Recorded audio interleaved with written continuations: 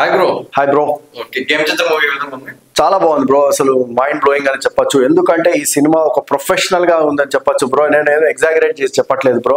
ప్రతి ఒక్కరు చూడాల్సిన సోషల్ మెసేజ్ అయితే ఇందులో కనిపిస్తుంది బ్రో. ఎందుకంటే ఈ సినిమాని ప్రతి ఒక్కరు చూడ, ముఖ్యంగా పొలిటీషియన్స్ అయితే ఎవరైతే అడ్మినిస్ట్రేషన్ లో ఉన్నారో వాళ్ళందరూ కూడా ఖచ్చితంగా చూడాలి. అసలు ఒక ఐఏఎస్ ఆఫీసర్ ఎలా పని చేయాలి, ఒక పొలిటీషియన్ ఎలా పని చేయాలి, ప్రజలకు మనం ఎలాంటి ఎందుకు పని చేయాలి, అసలు దేనికోసం మనం పనిచేస్తున్నాం, అలాంటివి అన్ని విషయాలు కూడా మనకు తెలుస్తాయి బ్రో. ముఖ్యంగా పేద ప్రజలు ఎవరైతే ఉన్నారో వాళ్ళందరికీ కూడా మనం తిండి కూడు గుడ్డ ఏదైతే పెట్టాల్సిన అవకాశం ఉందో అదన్నీ కూడా దీనిలో చూపించారు బ్రో. మళ్ళీ దీనిలో శంకర్ గతంలో జెంటిల్మెన్ సినిమా 1993లో వచ్చింది. శంకర్ ఎలా అయితే తీశారో అదే కమ్ బ్యాక్ తోని ఇప్పుడు 2025లో కూడా తీశారు బ్రో.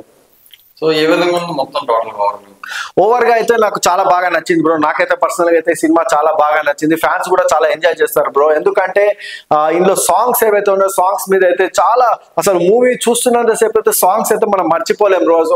ఒక 10-15 ఇయర్స్ దాకా ఈ సాంగ్స్ అయితే నిలబడిపోతాయి బ్రో. మనం గతంలో అపరిచితుడు సినిమాలో సాంగ్స్ అయితే ఉన్నాయి, ఇప్పటికీ కూడా మనం వాటిని హమ్ చేసుకుంటూ ఉంటాము. ఆ విజువల్స్ చూసి ఇప్పటికీ వండర్ గా ఫీల్ అవుతుంటాం.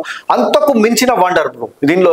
అసలు శంకర్ అయితే సాంగ్స్ విషయంలో అయితే ఎలాంటి కాంప్రమైజ్ కాకుండా ఒక లావిష్నెస్ అయితే రాయల్ లుక్ అయితే రామ్ చరణ్ అయితే కనిపించాడు బ్రో.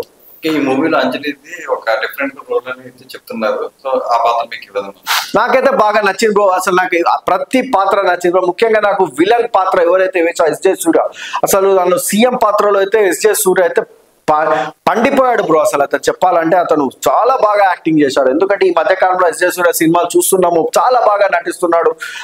దానికి కంటిన్యూషన్ గా వస్తున్నటువంటి ఈ సినిమా కావచ్చు, ఇందులో అయితే అతని నటనకి 100కి 100 మార్క్స్ ఇస్తున్నా బ్రో నేను.